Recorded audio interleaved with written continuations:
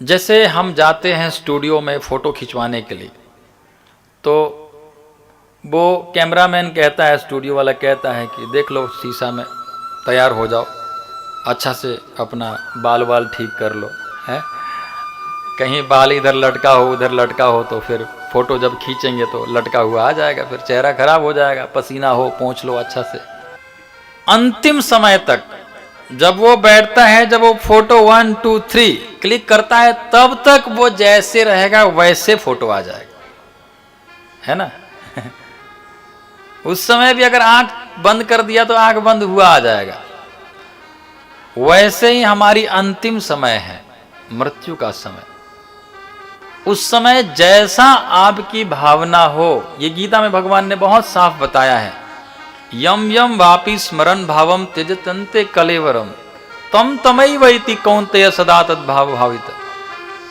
जो जिस जिस भाव में अपना देह त्याग करता है, कभी कभी लोग अपने घरों में कुत्ते पाल देते हैं, कुत्ते से बहुत ज़्यादा प्रेम करते हैं, तो मरते समय कुत्ते को याद आता है, फिर अगले जन्म में क्या बनेंगे? कुत्ता बनेंगे। सीधी सी बात है। जो जिस भाव में शरीर त्यागता है उस योनि को प्राप्त होता है। अंतिम फोटो क्लिक हो रही है। जो ध्यान में, जो चिंतन में उस समय आए वहीं अगला जन्म होगा। ये अंत काले चम, इसलिए भगवान ने कहा अंत काल में जो मेरे को माम एव स्मरण मुक्त्वा कलेवरम, कलेवर को छोड़ते समय मेरे को स्मरण करता हुआ अगर शरीर छोड़ता है तो यह प्रयाति समद्भावम याति नास्त्यत्र, वो मेरे धाम को आता है, कोई संशय नहीं है।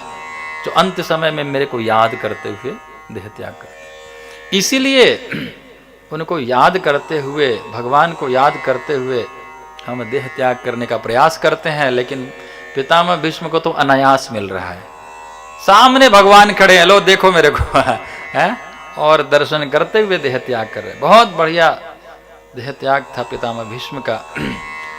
उसके बाद भगवान ने कहा कि अब मैं चलता हूं, मुझे द्वारिका जाना चाहिए। द्वारिका में मेरा बहुत बड़ा परिवार है। तो इस बार जब आग्रह किया तो पांडवों ने खुशी खुशी विदा किया। अर्जुन ने कहा कि मैं आपके बिना नहीं रह सकता हूं, मैं भी चलूंगा। तो इस बार पांडवों ने खुशी खुशी विदा किए हैं और अर्जुन साथ में चले गए हैं द्वारिका। अब एक दिन घूमते घूमते विदुर जी हस्तिनापुर पधारे हैं और हस्तिनापुर में बहुत धूमधाम से विदुर जी को स्वागत हुआ है। रात को एकांत पाकर के विदुर जी धृतराष्ट्र के पास, धृतराष्ट्र के कक्ष में पहुंचे हैं और बोले क्या कर रहे हो यहां? भीमा पवर्जितम पिंडम मादक्तम गृहपालवत, जिन पांडवों को मारने के लिए तुमने क्या नहीं किया है, विष पिला करके फेंकवाया, आग में जलवाया, लाक्षा गृह बनवाया, उनकी पुत्र वधू को कैसे, क्या तुमने नहीं किया, और उन्हीं के टुकड़ों पर आज पल रहे हो। भीमा पवर्जितम पिंडम मादक्तम गृहपालवत, कुत्तों की तरह उन पांडवों के टुकड़े खा करके पूंछ हिला रहे हो। ऐसे बोले कि उन एकदम धृतराष्ट्र ने कहा भैया करूं तो क्या करूं बताओ, इस परिस्थिति में अब मेरे कोई बच्चे नहीं हैं, अकेले हूं, क्या करूं? बोले आओ मेरे साथ, मैं बताता हूं। और धृतराष्ट्र और गांधारी को दोनों को साथ में लेकर के विदुर जी महाराज जंगल चले गए रातों रात। उन्होंने बहुत सुंदर शिक्षा दिया, कैसे तपस्या करना है, कैसे भजन करना है, और अंत में उन्होंने धृतराष्ट्र और गांधारी ने भी सदगति प्राप्त की। इधर जब सुबह उठे पांडव, तो युधिष्ठिर महाराज सबसे पहले आके अपने बड़े पिता को प्रणाम करते थे। धृतराष्ट्र महाराज को नहीं मिले तो बड़े दुखी हो गए। तो नारद जी तुम्बुरी गंधर्व के साथ प्रकट हुए और उन्होंने बताया कि तुम्हारे बड़े पिता को बहुत बढ़िया सारथी मिल गया है, विदुर जैसे सारथी मिल गया, उसका अब कल्याण हो जाएगा, चिंता मत करो। तब जाकर के पांडव शांत हुए अब एक दिन ऐसा समय आया कि पूरा संसार भयावह लग रहा था। कुत्ते रो रहे हैं, अलग ही आवाज कर रहे हैं, गाय रो रही है, और वृक्षों ने फल देना छोड़ दिया। देव विग्रह जब मंदिर में जाते हैं तो मंदिर के देव विग्रह सब रोते हुए दिखाई देते हैं। संसार एकदम भयावह लग रहा था। युधिष्ठिर महाराज ने भीम से कहा, गता सप्ता धुना मासा भीम सेन तवानुजा नायाति कस्य वा हेतो नाहम वेदिद मंजसा। हे भीम, तुम्हारे भाई, हमारे भाई अर्जुन भगवान के साथ गया द्वारिका, 7 महीना हो गया। गता सप्ता धुना मासा, 7 मास हो गया, अभी तक लौट करके नहीं आया और कुछ पत्र भी नहीं लिखा। क्या बात है। और देखने से संसार पूरा भयावह लग रहा है। कुछ न कुछ बहुत बड़ा अपशकुन हुआ है, बहुत बड़ा कुछ हुआ है, दुर्घटना घटा है बहुत बड़ा। आपस में ऐसे बातें कर रहे थे, उसी समय अर्जुन सामने से आते हुए दिखाई दिए। अर्जुन का मुंह लटका हुआ था, चेहरा एकदम तेज विहीन हो गया था, बहुत दुखी थे अर्जुन।